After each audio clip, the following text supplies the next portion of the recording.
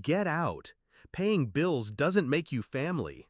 That's what my father spat at me across the Thanksgiving table. His voice cut sharper than the carving knife, silencing the clink of silverware and the soft hum of conversation. And then my mother twisted the blade. "You're just jealous of your brother," she whispered, almost tenderly, as though her cruelty needed a gentler delivery. I smiled. Controlled. Precise. Then let him pay the $9,600. The room shifted. Chairs creaked. Forks froze. My brother's face drained. But I didn't wait for their replies. I excused myself, walked upstairs, and began shutting the house down.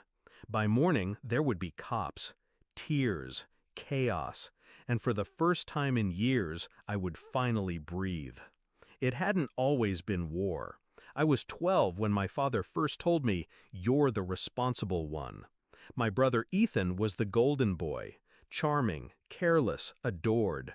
He crashed cars, racked up debts, dropped out of college, yet he was still the future. I was the fallback, the fixer, the invisible scaffolding that kept their little kingdom upright.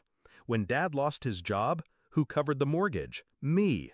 When Mom needed her credit card bills paid, whose account got drained? Mine.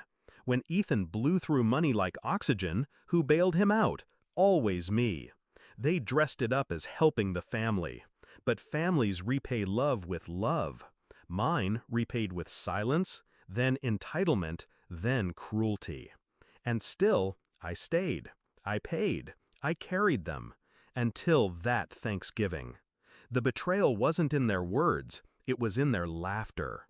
One night I came home late from work, exhausted, my laptop bag still cutting into my shoulder, and I heard them in the kitchen, my parents and Ethan, laughing about me. "She really thinks she's part of this family," Dad chuckled. Mom giggled. "Let her, as long as she keeps paying the bills." Ethan's voice sealed it. "What else is she good for?" I stood there in the dark hallway, listening, not moving, letting the truth wash over me like acid. That was the night I stopped being their crutch. That was the night I began planning. I didn't rage, I didn't cry, I calculated. Every bill, every account, every utility in my name. They had forgotten something. Power in a house doesn't come from who sits at the head of the table. It comes from whose name is on the wires, the pipes, the roof. For years, I'd kept the lights on, the heat running, the fridge stocked. Quiet, invisible labor. But invisibility cuts both ways. They never noticed whose signature made their lives possible. I was done being invisible. So, on Thanksgiving night, after Dad's command and Mom's whisper, I excused myself and went upstairs. One by one, I logged in. Gas, canceled. Electric, canceled. Internet, canceled. Water, canceled. The mortgage, already shifted back to them. The credit card auto payments, terminated. Every account they had leaned on for years, I cut the cord. But I didn't stop there. I gathered the receipts, the proof of every bill I'd covered, every month of rent, every utility, every medical copay. Neatly organized. Timestamps, statements, my name on every line. And one final envelope, the $9,600 I'd just paid to keep the house from foreclosure. Their house. Evidence of my silence, my loyalty, my betrayal by them. I placed it all in a folder, sealed it, and set it on the podium in the living room where I knew the morning chaos would unfold. At dawn, the screaming started.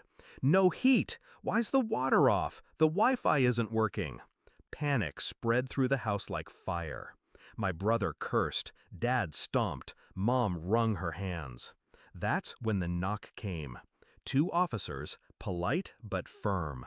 The credit union had flagged suspicious activity, the sudden mortgage transfer, the pulled payments. They were there to confirm residency, to investigate. My parents stood frozen as I descended the stairs, calm, folder in hand. "Officers," I said, voice steady, "perhaps this will help." I laid the evidence out like a prosecutor. Every bill I'd paid, every debt I'd cleared, every responsibility they'd shrugged onto me. And then the 9,600, paid not out of love, but out of survival instinct. Dad's face drained of color. Mom's lips trembled. Ethan stuttered. The officers exchanged glances. "So you've been financially supporting this household?" "Yes," I answered simply. "And last night I was told I'm not family, that I should get out." The silence that followed was heavier than any shout. Dad tried to bluster, "This is ridiculous," but Mom's tears betrayed him. Ethan's clenched fists betrayed him. They had no defense. The officers left with warnings, recommendations, referrals. Legal proceedings would follow. But I didn't stay for that part. I walked out the door, folder under my arm, the November air sharp in my lungs. Behind me, the house that had drained me was unraveling. For once, the chaos wasn't mine to fix. And the beauty of it? I hadn't lifted a fist. I hadn't shouted. I had simply